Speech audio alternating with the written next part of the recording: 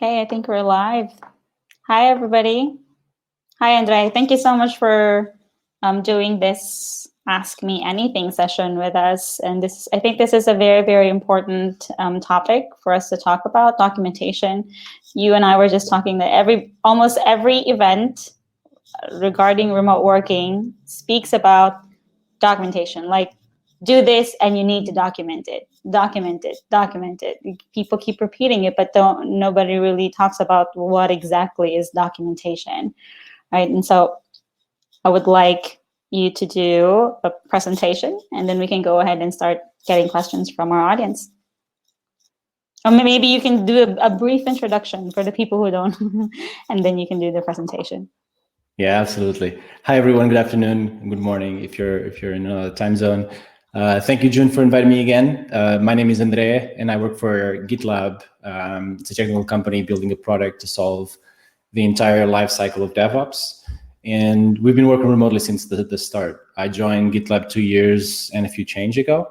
And so my idea here is just to share a few tips of what works with us and get some answers for you. So that's the introduction. As to the presentation, when June launched me this challenge, what I feel is important is seeing an example. And most examples that are out there, like GitLab's handbook, is a full-fledged documentation base that's been evolving over the course of several years. If you're just getting started, it might be a little bit daunting to see how you get from zero to there. It takes time, of course, but I prepared a little sample, just like in the cooking shows, of something that can help you vision what you're aiming for. So yes, June, like you were saying, one of the most critical aspects of nailing and working well remotely is documentation and the way that each company does documentation. So I'm going to share my screen and start telling the story that I want to tell. All right, I am screen sharing.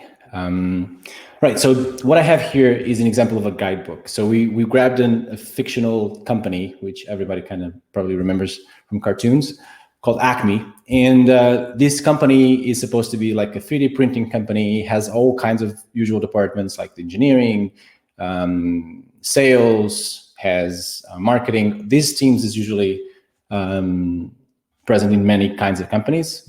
For this particular purpose, it's kind of irrelevant what they do because you can map this to all kinds of activities. But this is kind of an example. So some of you might have heard of Notion.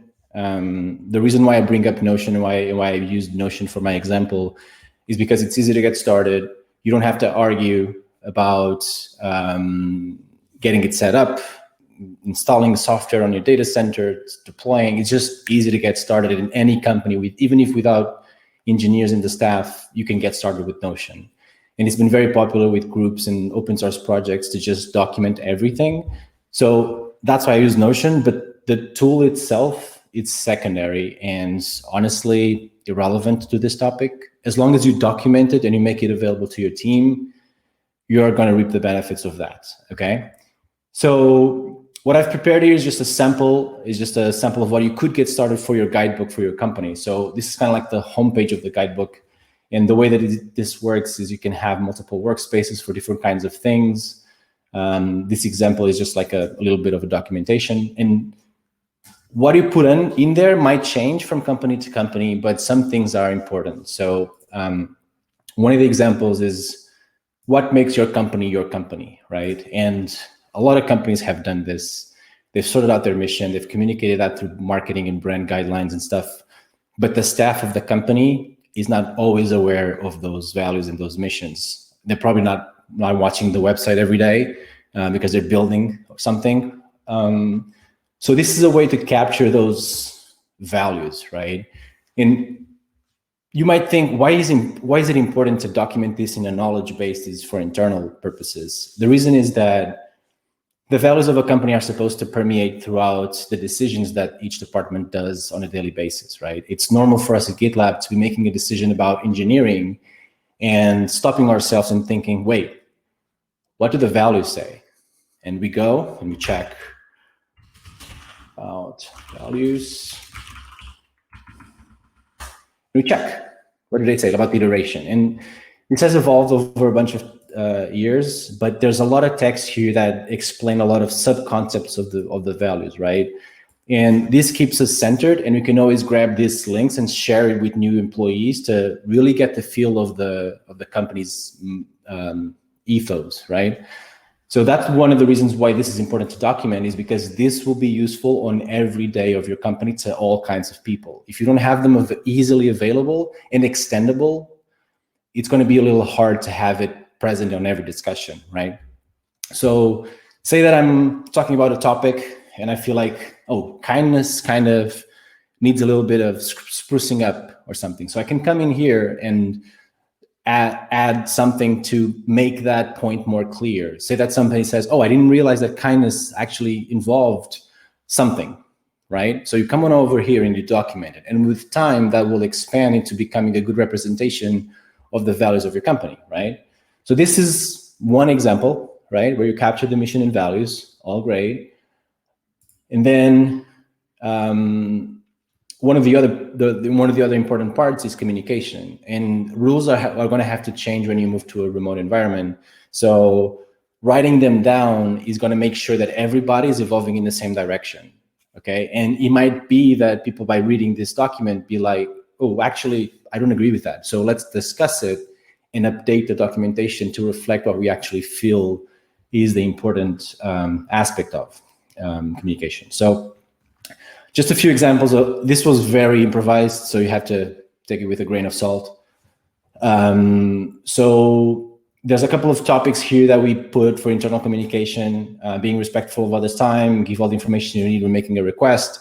These small things are particular aspects that will make the asynchronous communication easier. So when you're working remotely, you might asking the help from some colleague that is not currently on the computer. He might be walking the dog, but you don't see that he's not on the computer. So asking for help and giving all the information they need to give you the answer is key to make this communication flow well. So writing in the guidelines will make this aware for people coming into this reality, right? And then you can have specific styles of communicating to clients or to the community. So writing that down will be a guideline for others to embody those values. And the thing is, I read this once, I'll forget it, right? I need to come back to it several times. So the other part of important documentation is the tooling that you're using. And why is it important is because you need to have a tool that everybody has access to.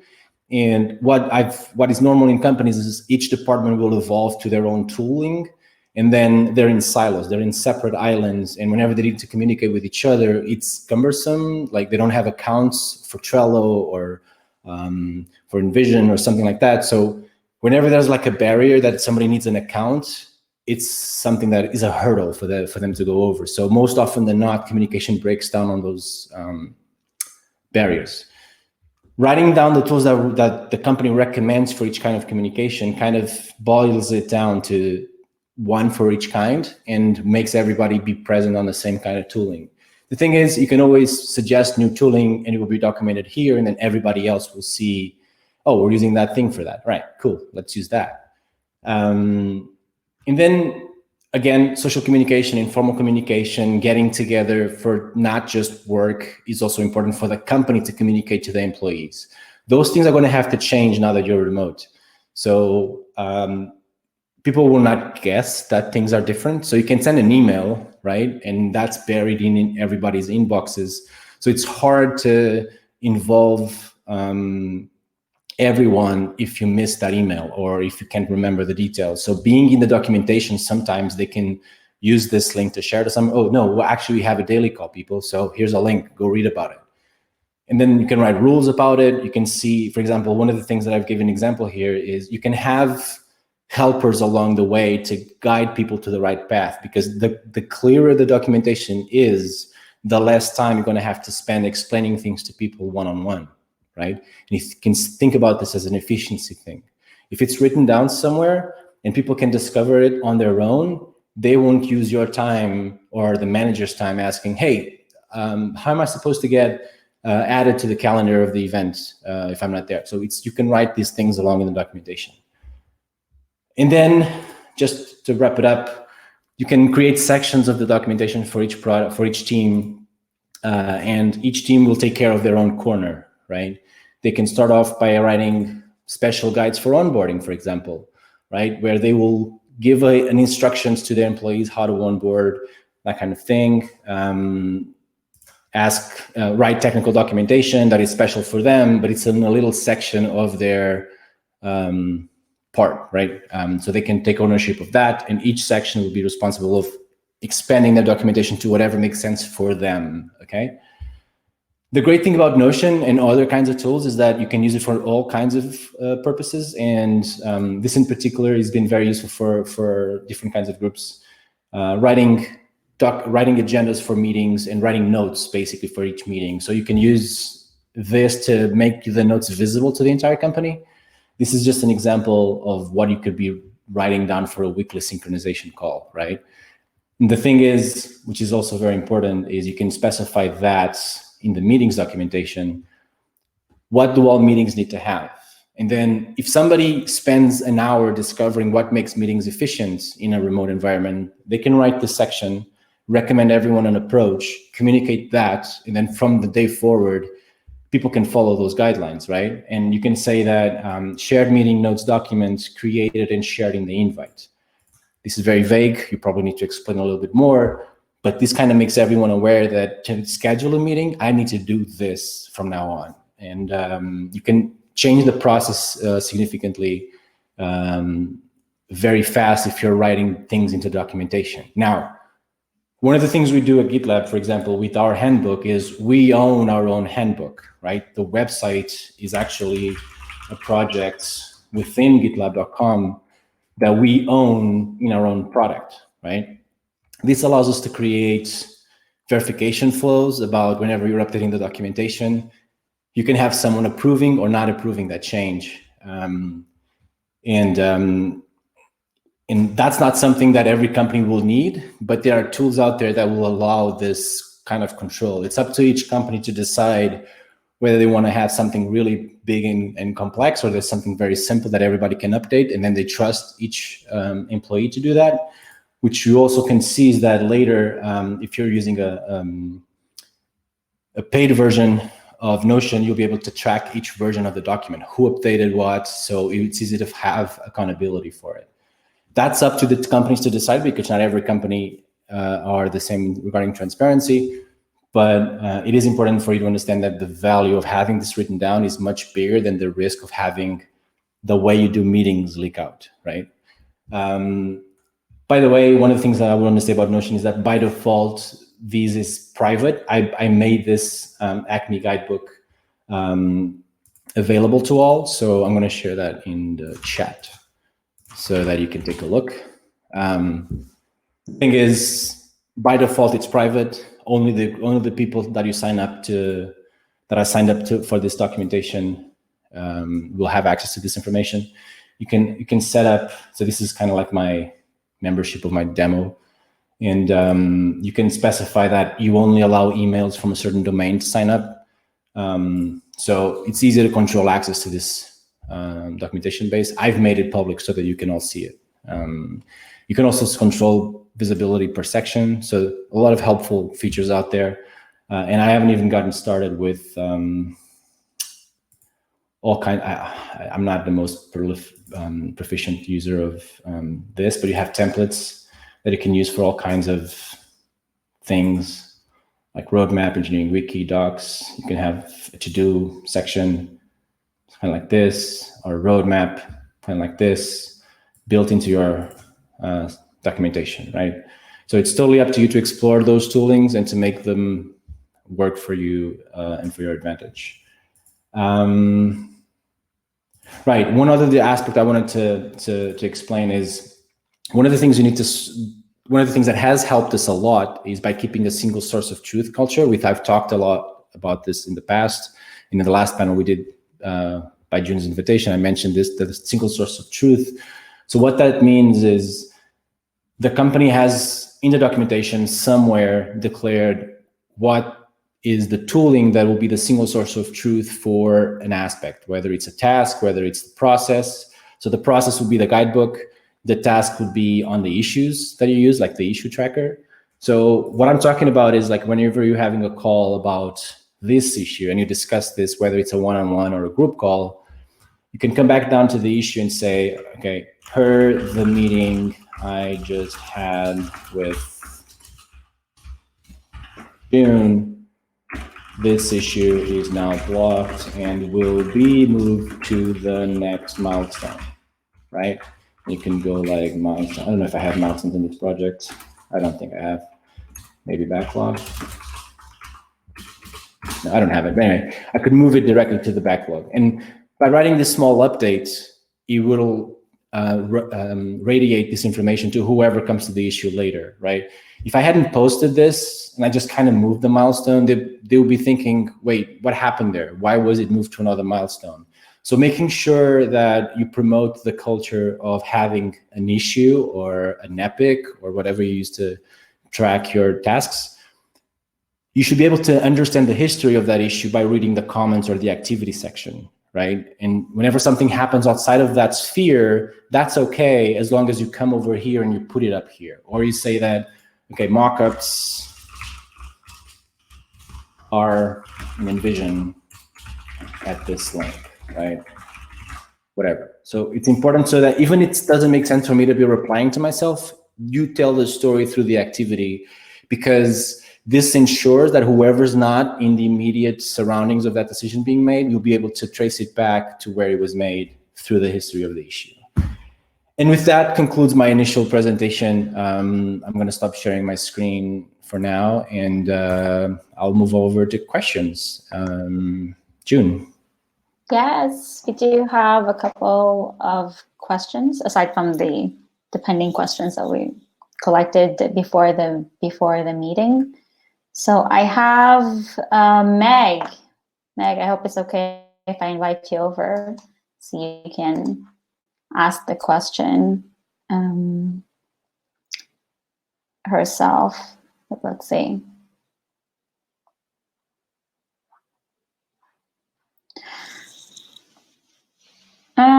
Well, I'm just gonna go ahead and read the question. She said, "This is beautiful. Love this, but we are only a company of 3." There we go. Oh, she's here. Hi. There you are. Oh my gosh, I didn't think I was gonna actually be on the video. It's okay. Pleasant surprise. Okay, cool. Yeah, no, we're a new company and we're only 3 people, and I love documentation and all of that. But I'm just wondering, like, I don't even know how to get started, because we have still new tools that we're using. We have like a mission and vision, but as we grow, obviously we're going to have to set some standards. Like, where do you even start with that? Can you hear me? Yes. Okay. Well, I don't know if Zay on the chat can hear it, but Zay, can you just let us know if you could hear Meg now? Can you hear me? Yeah, we can hear you. No, I don't think it can. But anyway, I'll repeat it for the sake of everyone. So Meg's question is about being a small company, and right now there are 3-4 people in the team right now. They're using several tools, but of course, as they grow, the documentation needs are going to be changing, of course. So Meg, what I usually think about this is the value of documentation usually shines after you do it. Right? Thinking about, oh, should I document this? Do we need to know? Like, we all know this, but I found myself reading pieces of documentation that I wrote in the meantime forgot. And also, it also helps if you start earlier than later, because the later you start, the more catching up you'll have to do for the whole strategy and process and everything. And one of the things that has helped us at Gitlab is that we started this very early. So very early on, the geniuses that started in Gitlab decided to lead a what they call a documentation-led process. That means that if you want to change the process, you change the documentation first. Right. That means that whoever wants to know the process, all you have to do is go and check the documentation. And I can promise it's easier to do when you're 3 people in the team than when you're 30.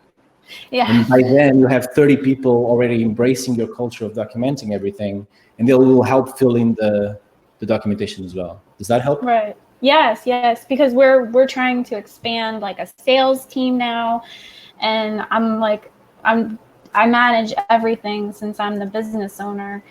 And so to add on documentation and not have to talk to people, I think is a great idea. But we're changing what we use so rapidly. Like before we were using Microsoft Teams, and now we're using Discord, but we use email,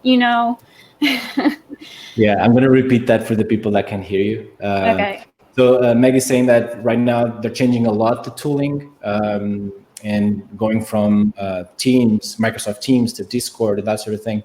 I feel like that path is important to document. Like, March 2020, we were using this set of tools, and then we dropped this because of that. You write that, and you archive it to a section of like defunct tools or something. And that way, whoever comes after will be able to see, we've tried Microsoft Teams.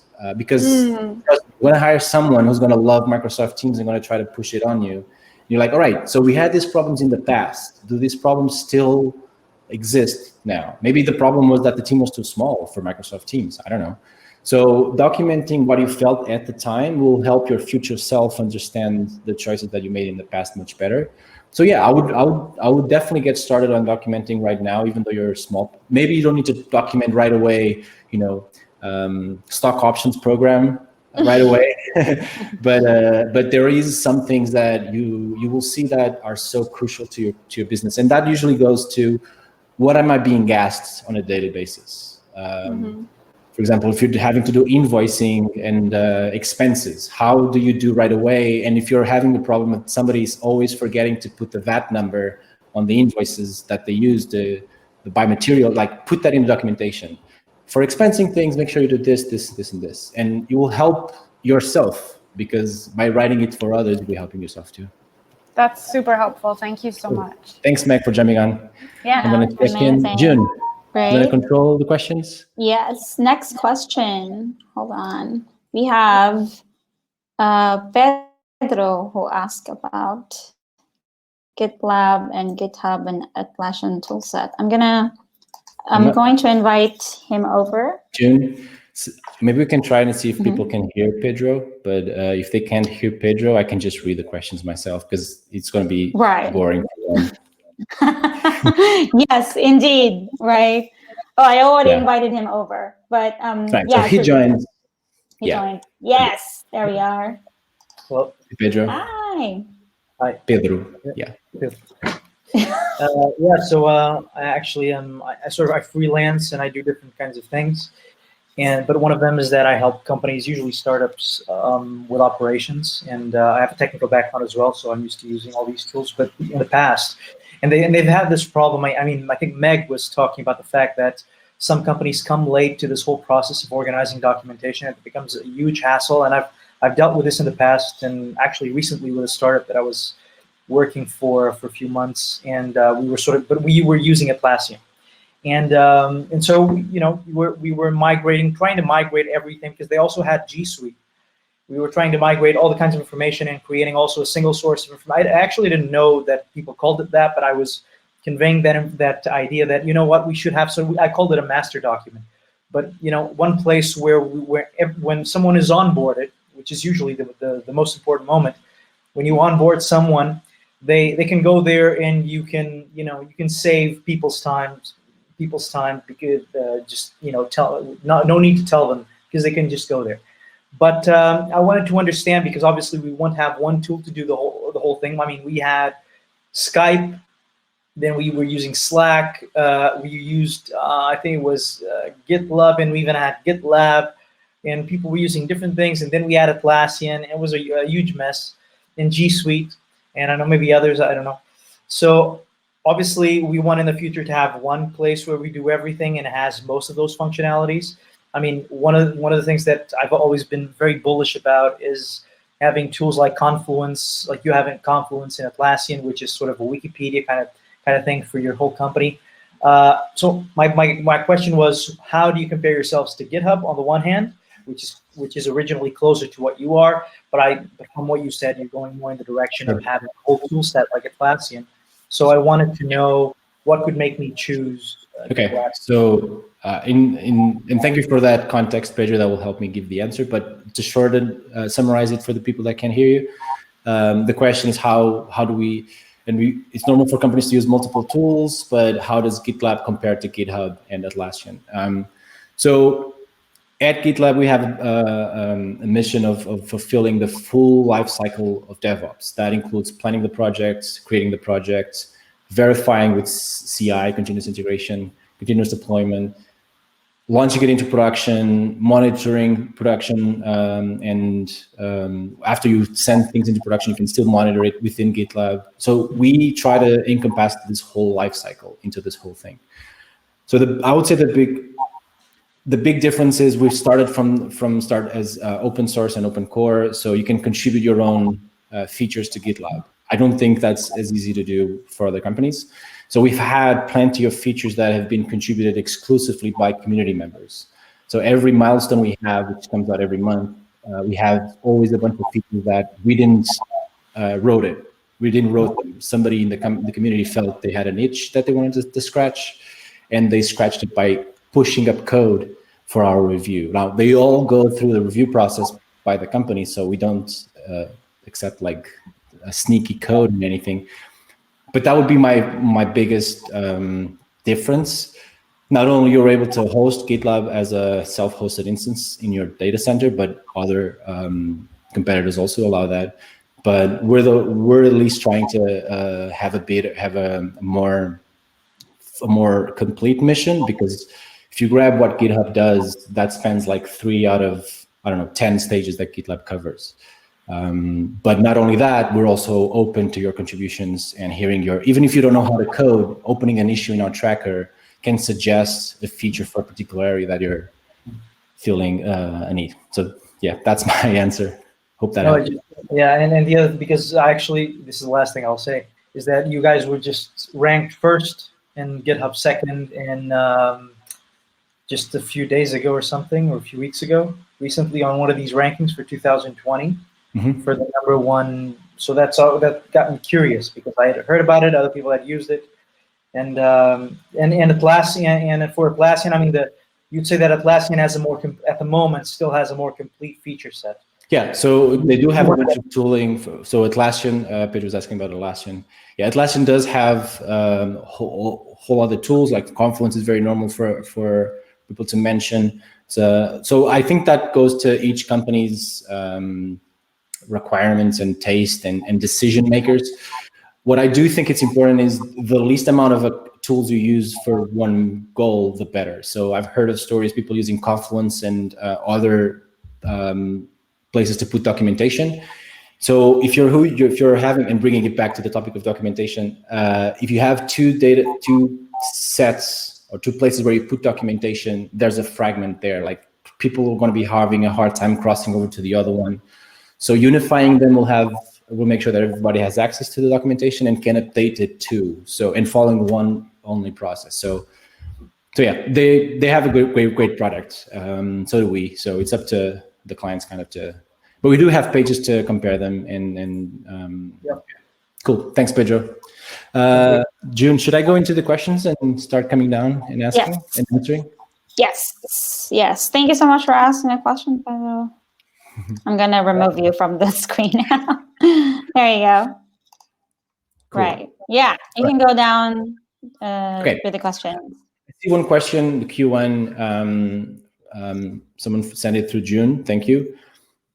So we scaled from 5 to 50 people very rapidly and didn't have an official operations manager who handles all these things like processes. We do have managers in each department and they have processes of their own, but we don't have to interact with each other. How do you propose we start our documentation? Where do we begin? This is a great question, because it's normal to have the situation happen where each department has been evolving in their own direction. And now we get to a point where we don't know what each other is doing or using, right? So the one thing I'd recommend, where do I propose to start with our documentation is, so somebody be determined to be the person responsible for setting up the documentation, get that role in place, get someone to own this process. And that will be the person preparing the infrastructure for the documentation, choosing the tool, getting everyone's feedback, whatever, but finding the tool that everybody will use, and then creating sections, just like I did with that example of having a section per team, give them their own corner of the documentation, and then give each manager the task of, hey, document your process as much as you can onto those documents, onto those pages. You can give them structures, like make sure that you have this section, like tooling, communication, ceremonies, like meetings that you do on a weekly basis. So give them tasks to have them fill in their sections. And you will still have a fragmented approach, your fragmented documentation, because each department is writing their own, but at least it will be visible. And as a first step, you'll be able to look at them and start to see what's common, what's not common. And then as a second step, probably you can start unifying them, and you can start seeing, oh, wait, you're using a very similar tool that these are using. Can we just talk and see if we can unify it as one? And you're probably going to save costs on the company as well, because if you're using two tools and you're paying for those, you don't know about it, actually, oh, wait, we can just use just one and stop paying for two services. So that would be my recommendation, is start documenting what you have now, because first, it'll be useful for the teams within those departments.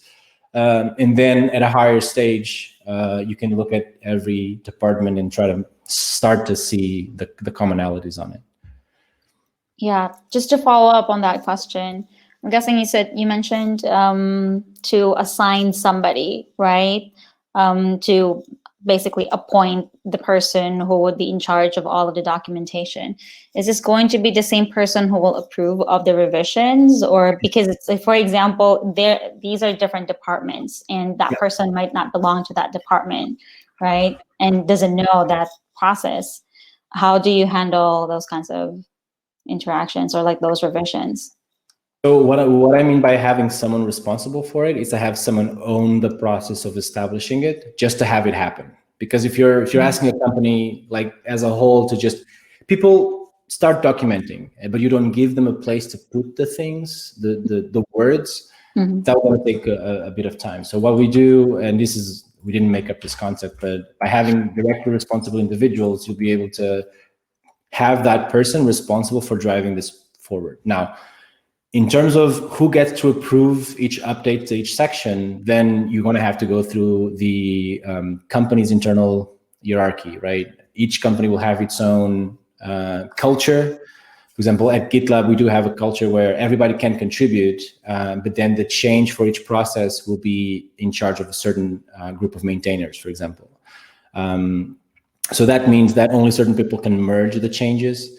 And those people know that for me to change this section, I need to make sure that the person who's responsible for this section is in agreement with these changes of the process. Say, a couple of months ago, somebody opened a change to change the parental leave policy.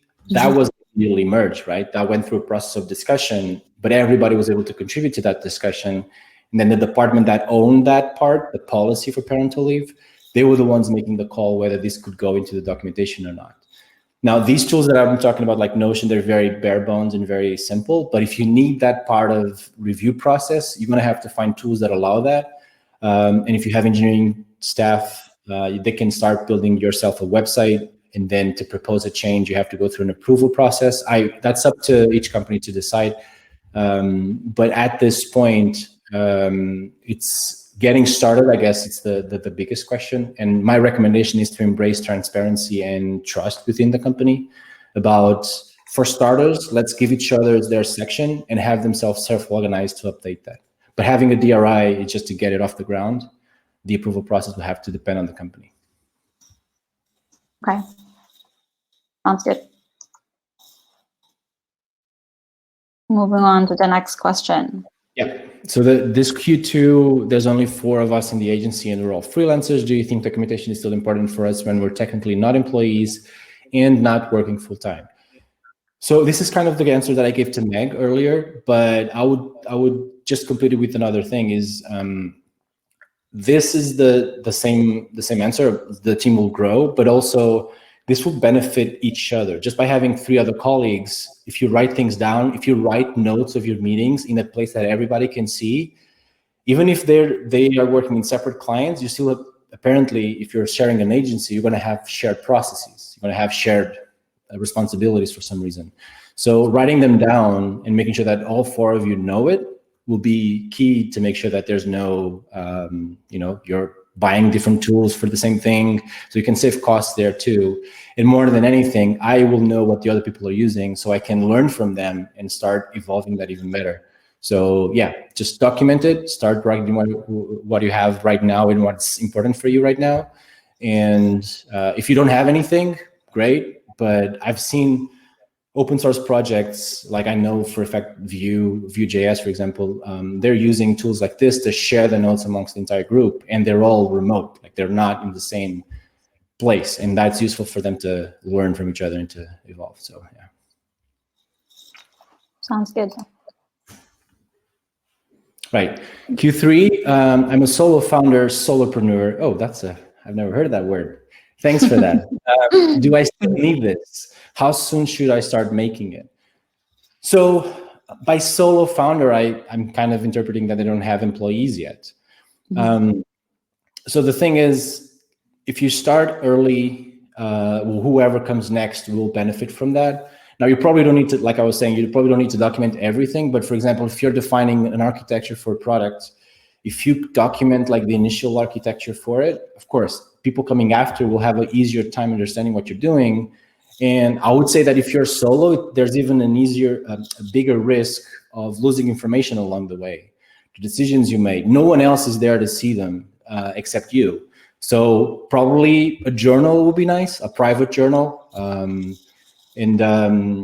You can create your own internal tool for this, like a private blog, like a WordPress setup with a P2 to drop in ideas and document what you're doing as you evolve the company. Whoever comes after will be able to see why you made those decisions. And you yourself will probably see, oh yeah, I didn't remember that.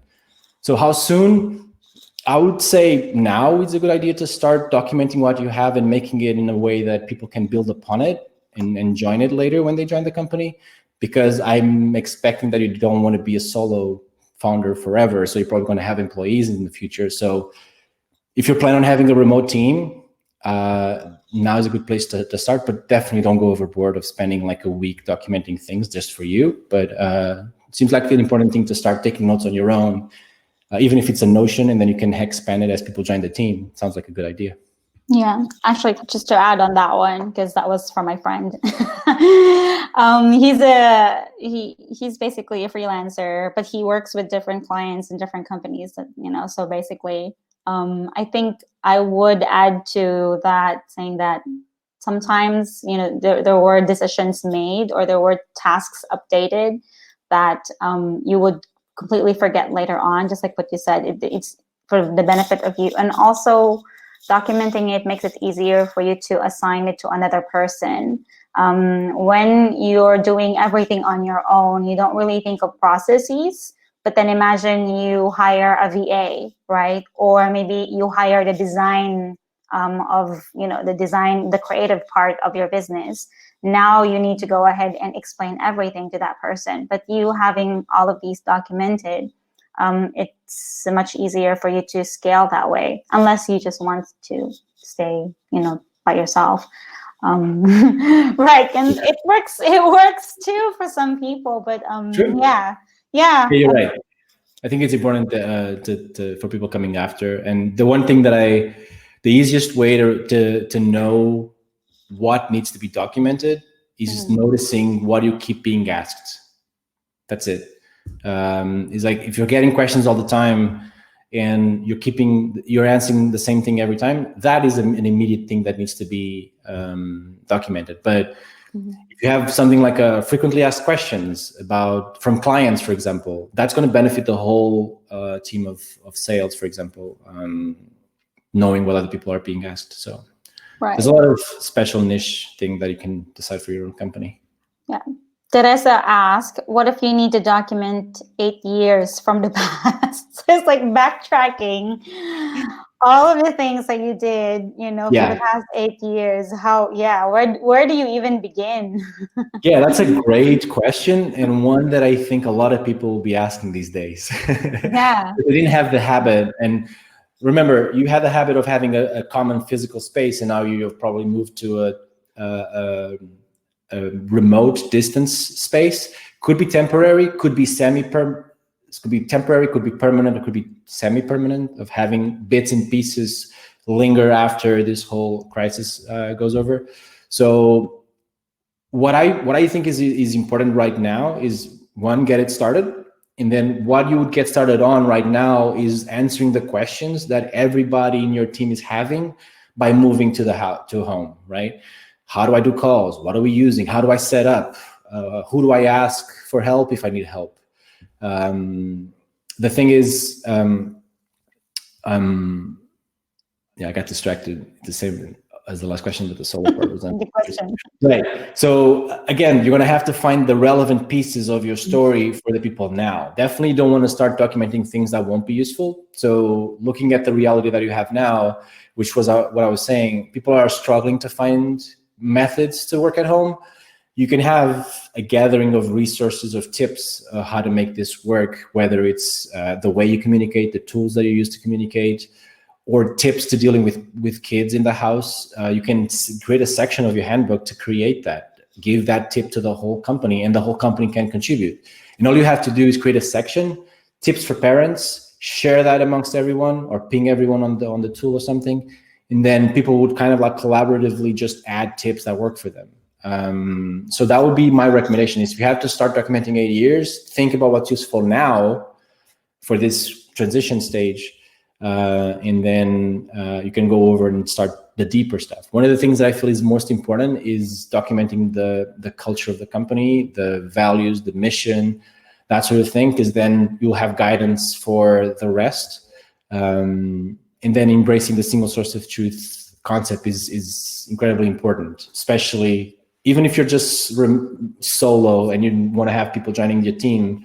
Having that culture will make a huge difference down the line by having it written down in one place and not having to go scavenger between different documents to find the information. Yeah, and I think it's also a good reminder for you as the first person, in the company. When you start adding people in, you go back to your documentation that these were my values, this was the mission of the company, and this new person that I'm adding, how does he relate to these things that I have written down, right? And then you go ahead and document your onboarding process. Very important. Like I that was one of the things I wrote in my example guidebook thing, because that was the one thing that impressed me the most. Was one of the things that impressed me when I joined Gitlab was I had an issue for myself with a checklist for every step that I needed to do when I onboarded.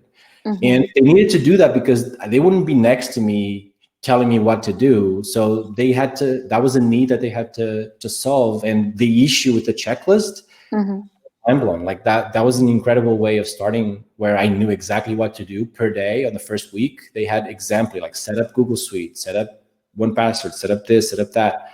And that was a great way to start on a remote environment because I had exactly guidance on what I needed to do. So yeah, onboarding is one of the things that definitely is important to document. Right. And I think it also makes things more automatic. It automates, a lot of tasks, the onboarding process, the tasks that you will be doing, moving on forward. And if there's any iteration, it's easier for you to come in and do the iteration for the next person who will take over. Sure. All right. More question. Yes. How is this? Okay. You're welcome. Yeah. How is this different from a KB? This is from me. How is this different from a knowledge base, right? Because we do, my other clients, they also have knowledge base, and it's more on like, if there's a problem, I go there. That's mainly, I guess, what we use the KB, right? Right. So first, I want to say is that each person has a concept for a knowledge base, and I don't know exactly what you mean by knowledge base. Do you want to clarify a little bit more? Well, it's like when you have problems with the processes that we have a person to talk to if you have issues with your computer, right? Or if you have issues with deliveries, or if you have problems with this particular tool. So we go to the knowledge base and we have the recommended steps to fix it. It's more like more on towards troubleshooting. Yeah. Right. Okay. Yeah, I can see that. So I feel like what we see as documentation, or we call it a handbook or a guidebook or something, is something to assist people in the company doing their job. Some knowledge bases are built for exclusively people doing customer support. Other are for users directly on the website. You have a knowledge base so that they can navigate it on their own. So it depends on what the target is. Honestly, nothing is stopping you from mixing these things and making the knowledge base for users public and the rest private. It's up to you, really. But I think that what probably different is the goal. Like whenever you write a knowledge base, you have a one specific thing in mind. When you're writing something like this, like the company handbook, you're writing the policy, like time off policy. What's your time off policy? You probably wouldn't put that in a knowledge base, but you put that here because it will be helpful for your employees. I think that the difference is the goal or the target. Like the handbook is built for employees. The knowledge base is probably built for other people, I guess. I'm not sure. Yeah, I think it depends on the purpose of that documentation, right? So the way I'm understanding it is that the KB that we had is more towards when we have a problem, like a troubleshooting, wherein a handbook is much, much more. A KB can be a portion of the handbook, but the handbook has more information with regards to the company. Right. And I personally, for example, I was depending on the team. Sorry. I was the handbook every time that I need to know, oh wait, how's our expense policy really? I go up there and I have the capture of this today, what it's like today, because it might have changed in the last week. And of course, those changes have to be communicated, probably on Slack. So wait, why is my video off? Okay, yeah. So probably those policies have changed. So communicating the changes is also important. But having a place to capture the last version is super key, so you can point people, oh wait, the expense policy changed, go read it here, something like that. Right, and if there were any revisions on any policies, you would know when it was changed and who changed it, right? Yeah, exactly. We have another question from Teresa. Depending on the team structure, to which point do you integrate suggestions or just stay true to your ideas? Solve a problem. Yeah, I guess this is like if you were the founder and then you brought in teams and they start suggesting stuff. Yeah. At what point do you integrate? That is a great question. What I usually say about these things is, well, you hired people that are usually smarter than you. Just that's how I try to do hiring. But you do have to bear in mind that some decisions are going to be better for certain kinds of activities. And if you're doing things on your own, you're doing it all by yourself. So you don't have time to bootstrap another tool. So you're trying to make sure that whatever you're using is a Swiss Army knife. Like you can do anything there. Whereas if you're having a larger team, then you start having more capacity for other kinds of tools and needing other kinds of processes, right? I remember a time where for Gitlab, whenever we need to have access to a system, we would just ask the people on Slack. But then now you have a process to ask access to that tool, right? So in that, the difference is that the company is no longer less than 100 people. Now we're over 1,000. So processes have to change with size. And you as a founder or solo founder, you have to adapt to that and make sure that you don't grab hold of what you chose because you love that product. We have all had that. I remember there was in the previous job, we were using Pivotal Tracker and Trello for kind of the same thing, except Trello, people in the sales and business department, they were using Trello. We were using Pivotal Tracker for engineering. From the moment that we unified it to the same tool, productivity went through the roof because we had people from product and from other areas come into the engineering side and be aware of what was happening. So it's important for you to let go a little bit and make people the owners of those decisions. I really love the concept of Gitlab having a DRI and then everybody can contribute. So we separate the two processes. One is the decision gathering, and then the decision making. So gathering is that everybody can contribute. So everybody can jump on an issue and drop their thoughts, even whether it's a parental leave change of process or the new JavaScript framework that we're going to use. Everybody can jump in and have their own suggestions, but we'll have one person who will make the call, right? We don't expect consensus, but we do have the good part of the consensus, which is gathering a lot of ideas and a lot of feedback on a step. But then one person will make the call, but they will own that call, right? So yeah, that's my recommendation. Let go a little bit, but then also try to keep a pragmatic view and keep adapting. Right. So basically, let's just say the size of the other questionnaire, that there's only 4 or 5 person in the company, right? Notion is a very, very basic. So they don't have that information gathering, like go ahead and put all of your input and then we'll have one decision maker. So how do you propose they do this process without using GitLab, okay? Sure. Or something more Well, sophisticated? that's the beauty of it, is that even if you don't use GitLab, you probably have a tool for tasks assignments, whether it's Jira, whether it's Trello. You have that tool, because nowadays to manage a project, you have to have a way to track the tasks and how they're being done, right? So the way that I just can think about a process like that is having a process where not everybody is able to change the documentation, only a few set of maintainers. And what people can do to suggest changes to the documentation, regardless of whether it's Notion, whether it's a static site that has been generated with Jekyll or middlemen like we do at GitLab. It's something like, for example, grabbing this, let me just give me just a second. So for example, this is the website that you have, right? And mission values, meetings. Say that I wanted to change this section for meetings, right?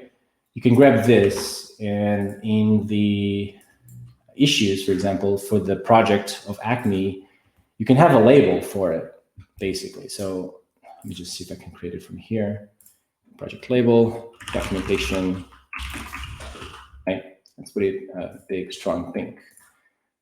There we go. Documentation update, docs, update, meetings. Right, and then you write what you think you should have, like meetings need an update. I'm not going to write here for the sake of time. You open this issue, and it's not a change per se, but you can track this request to change that documentation, and then this will lead to a discussion that will go through the people that need to make that change, and then that person will make that change on the documents. Now, yes, it's cumbersome. Yes, it takes time. Yes, it's going to take like 3 days instead of 10 minutes, right? But by the end of that process, where you can, ping whoever you want to ping, right? Everyone, check this out. Those people will come in here, make their pros and cons arguments, and by the end of the day, you'll have a kind of a good idea for the person making the decision to do the update. Again, I can't give you like a silver bullet answer to tell you how to solve the problem of approving changes in the documentation. But it's important to give trust to people and give them responsibility, right? But you can create processes around the documentation that is not on the documentation itself, but you can control the access to the documentation on Notion, Confluence, I think you can as well. So that's a way for you to access. Well, the way we do it is so our documentation is written in Markdown. So basically people write merge requests to change the Markdown file, right? And then that process of the merge request is where people will have the discussion. Is this acceptable? It's not acceptable. And then the maintainers will pull in the people needed to make that decision. See, makes a lot of sense. We have 6 more minutes left. So if there's anybody who wants to ask questions, now is the time. Yeah. Well, one of the main things I guess I wanted to ask is, because GitLab has grown so big now, right? What are the challenges that you're facing when it comes to documentation? Because 1,000 people, 1,200 was it? How many people is it?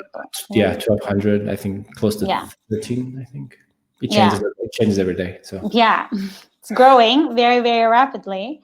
Do you know any challenges you're facing when it comes to documentation? So the struggles we have right now is announcing changes. We've changed a lot, and that was coming back to my answer of adapting to the reality of the company as you grow is super important. So as we grew the team, there was a lot of processes that changed. For example, the way that we announced changes to the whole company started by having a company call every day at 4:30 in Lisbon. So in the States would be like 9 a.m., 9:30. So we started doing a call every day where we do the announcements on the agenda using a Google Doc, right? So we would go there, I have an announcement to make, let's do it there. We would announce in the beginning, we'd announce new people joining the team. We would announce bonuses being handed out. We would announce changes in the process. And that was okay. Like it was totally, usually every day we had 2 to 3 updates every day, which was manageable. And then we got to a point where just announcing people becomes so overbearing. We started getting like 15, 20, 30 people starting a day. And we would spend the entire half an hour just announcing new people. We moved that to a separate Slack channel and we announced it to everyone, right? Nowadays, we have moved from those announcements because there was already a high number of announcements every day. And then we started lowering the attendance on those calls. So we moved it to a Slack channel. That started and going fine. Then what happened was that the Slack channel was so busy and things were starting being shared by everyone that were just a lot to catch up with, that the meaningful updates got lost in the noise. So now the last iteration was we created another channel that only certain people can post on. And we keep the other one like what's happening on Gitlab. So everybody can share there what's happening, but we have, for the higher importance announcements, we have a specific Slack channel that only a few people can post. So what am I saying? Basically, the process has changed with the size of the company. And you're going to have to do that with the documentation as well, because writing the documentation is pretty much the same way, where you send an update to the documentation website and it gets approved, it gets merged, it gets deployed. So that is pretty much sustainable. But we do understand that our team is building the technical products. So one of the things that we have everybody joining the team when they onboard is they have to add themselves to the website. That is a process that not everybody has done, because you have to edit the Markdown file, open a merge request. And for people that are not technical, that are not coders or programmers, like they never did it. So we still managed to have that by having a buddy system when people onboard. And then people do that on the first couple of days. And from that moment, they know how to update the documentation, right? We know that we get away with it. Not every company will be able to have their legal people go through Markdown files and edit them. Right. But there are ways to make sure that the access is that they know how to update the documentation from day one. Like that's a super important one. And if you're creating the process now, establishing the place to put the documentation and then doing a call with everyone, demoing how to do the documentation and writing it down like a tutorial in the documentation itself, which is kind of recursive. Right. But that is probably the best way to get people started. And I can remember how to do it. Let's watch the video, record it, make it available, and you have everyone participating on the documentation. Right. Really good example. Okay.